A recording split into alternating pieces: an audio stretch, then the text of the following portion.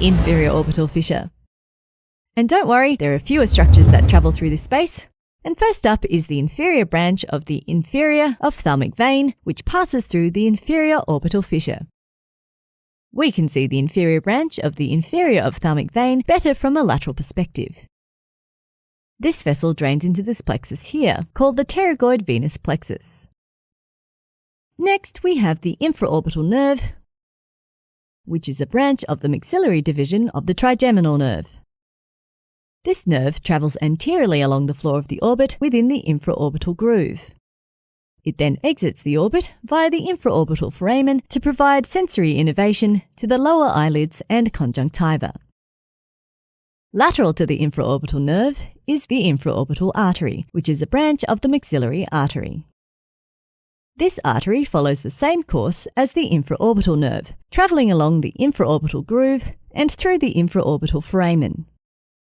Within the orbit, it gives off branches to supply the inferior rectus and the inferior oblique muscles.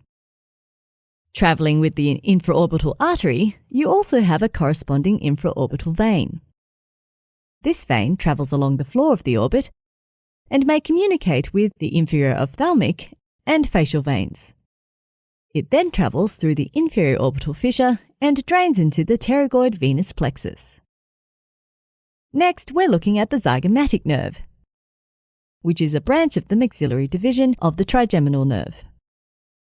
Soon after entering the orbit, this nerve divides into two branches, the zygomaticotemporal nerve and the zygomaticofacial nerve.